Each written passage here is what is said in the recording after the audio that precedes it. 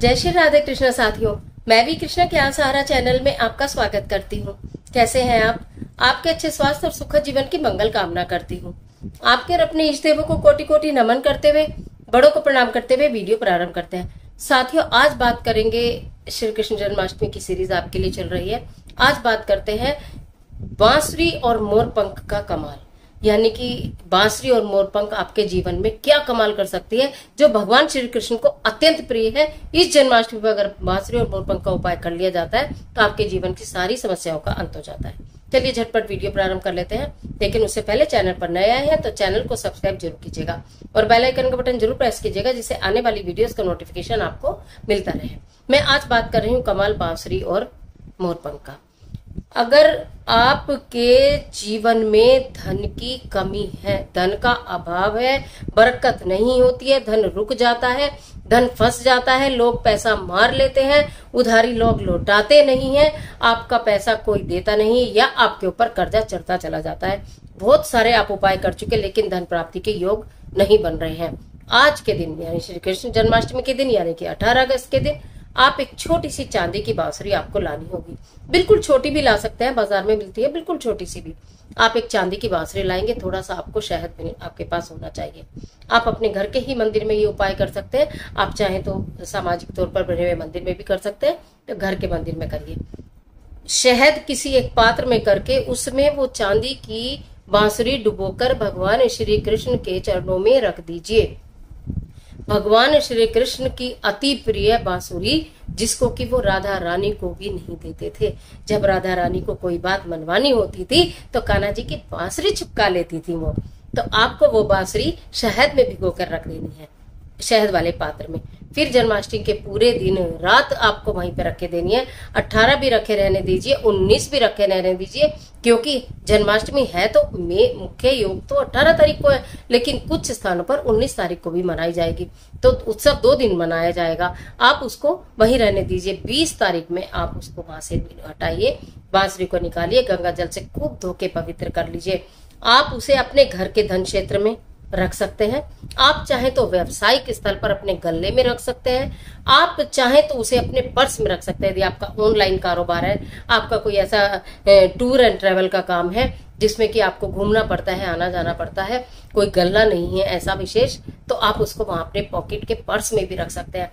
आप ये देखेंगे अद्भुत तरीके से लाभ होना प्रारंभ हो जाएगा अगर आप बांसुरी को इस तरह से रखते हैं। पतली सी लेकिन चांदी की ही बांसुरी होनी चाहिए, इस बात का आप ध्यान रखिए। अब बात करते हैं मोरपंख की। मोरपंख भगवान श्री कृष्ण को अत्यंत प्रिय है, उन्होंने अपने मुकुट में धारण किया हुआ है। ऐसी क्या विशेषता? अनेकों कथाएं प्रचलित है।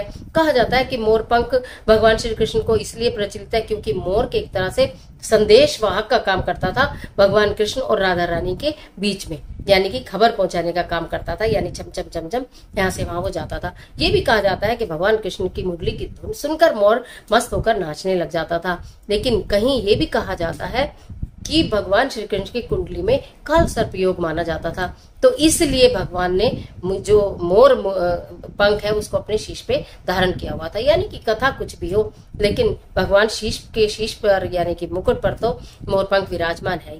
तो ये मोरपंख हमारे जीवन में क्या चमत्कार कर सकता है? अनेकों चमत्कार कर सकता है। मोरपंख को सकारात्मकता का प्रतीक माना गया है। कहते हैं मोरपंख होता है तो नकारात्मक शक्तियां हमारे घर में प्रवेश नहीं करती हैं। भगवान श्री कृष्ण के लिए, क्योंकि जन्माष्टमी है, मोरपंख तो आप लाएंगे ही, खूब सारे मोरपंख लाएंगे। यदि आपके घर में रिश्तों में मिठास नहीं है, पति पत्नी के बीच में अनबन है, यानी कि मतभेद है, मन मुटाव है, आपस में नहीं बनती है, तो अपने कमरे के, अपने शयन कक्ष के पूर्वी या उत्तरी दीवार पर 2 मोरपंख जन्माष्टमी के दिन कब लगाने?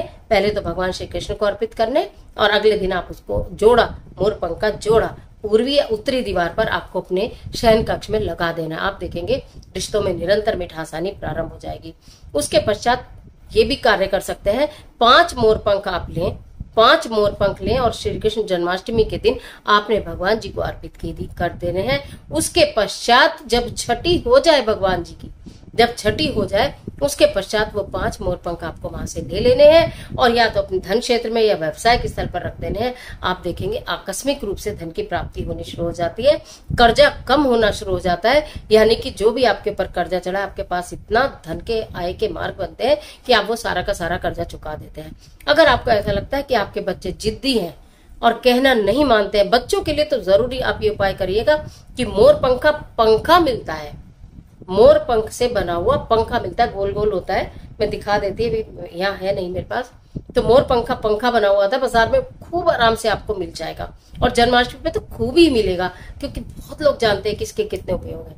वो भगवान श्री कृष्ण को आप अर्पित करिए, 21 दिन लगातार मंदिर में ही रखिए, फिर उठाइए 2 बार 3 बार बच्चे के 2-2 मिनट उस पंखे से झलिए, ऐसे ऐसे ऐसे ऐसे ऐसे ऐसे आप करिए, फिर वापस गंगा जल छिड़क के मंदिर में रख दीजिए, फिर आप ऐसे करिए। आप ये देखेंगे कि बच्चे की बुद्धि स्थिर हो जाएगी, गुस्सा, चिड़चिड़ापन, बदतमीजी अगर बच्चा करता है वो सारी चीजें छोड़नी शुरू करके पढ़ाई में मन लगाएगा।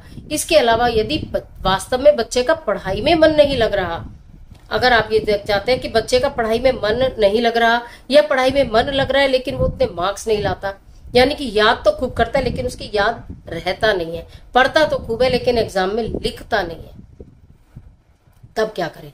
तब भी आपको ये करना है कि मोरपंख भगवान श्री कृष्ण जी को जन्माष्टमी में बच्चे के हाथ से चढ़वाइए, उसके पश्चात छठी वाले दिन वहां से मोरपंख हटाइए और उस मोरपंख को बच्चे के स्टडी टेबल पर या जहां वो बच्चा बैठ के पढ़ाई करता है उसके सामने, मुख के सामने वाली दीवार पर लगा दीजिए। आप ये देखेंगे कि आकस्मिक रूप से, यानी कि बहुत हैरान कर देने वाले रिजल्ट्स आपको मिलने वाले हैं इस मोरपंख से। तो आपको एक और महा उपाय बता दूं, बच्चे पूछते हैं कि काल सर्प योग जो है उसके लिए कोई उपाय बताइए। जन्माष्टमी से उत्तम दिन कोई नहीं हो सकता। भगवान श्री, इस मोरपंख से तो भगवान श्री कृष्ण के सिर पर काल सर्प योग नहीं रहा, तो आप अपने घर में काल सर्प योग ना हो किसी के भी ऊपर, इस बात का ध्यान रखें कि अगर किसी को काल सर्प योग बताया गया है कुंडली में तो एक मोरपंख लाएंगे, भगवान जी को अर्पित करेंगे, अगले दिन वो मोरपंख उस जो व्यक्ति है जिसकी कुंडली में काल सर्प योग है उसके कमरे की पश्चिम दीवार पर लगाना है, उसके कमरे की पश्चिम दीवार पर उस मोरपंख को आप लगा दीजिए। आप ये देखेंगे कि उसके जो दोष है वो दूर होने प्रारंभ हो जाएंगे। मैंने बहुत आराम से आज बहुत सारे उपाय बताए क्योंकि जन्माष्टमी के दिन कम है और मैं चाहती हूँ कि आपको बहुत कुछ बता दूं, तो सीरीज पूरी बनाऊंगी लेकिन दिन कम है तो एक एक में ज्यादा उपाय बताऊंगी। तो आप चाहें तो इसको संभाल के भी रख सकते हैं वीडियो को और उसको बहुत ध्यान से देखकर फिर दोबारा रिपीट करके देख लिया करना कि मेरी कोई चीज छूटी है। कमेंट बॉक्स में इतना पूछते हो तो मैं एकदम आंसर नहीं कर पाती हूँ। आपने सुबह पूछा, मैं शाम को आंसर करती हूँ, दिन निकल जाता है, तो इससे तो अच्छा वीडियो को दोबारा चलाकर देख लिया करो, चीजें क्लियर हो जाएंगी। आज मैंने बांसुरी का आपको विशेष उपाय बताया धन प्राप्ति का, और मोरपंख के तो कितने सारे मैंने आपको उपाय बताए हैं। जो चाहे जितनी जरूरत हो उतना कर लीजिए। श्री कृष्ण जन्माष्टमी की आपको ढेर सारी शुभकामनाएं। तो आज के लिए इतना, इजाजत दीजिए, मिलती हूँ एक और जबरदस्त वीडियो के साथ। तब तक हंसते रहिए, मुस्कुराते रहिए, अपना और अपने अपनों का ख्याल कीजिए। वीडियो अच्छी लगे तो लाइक कीजिए, जितना चाहे उतना शेयर कीजिए। कमेंट बॉक्स में जय श्री राधे कृष्णा लिखना बिल्कुल न भूलिए। ईश्वर आपकी मदद।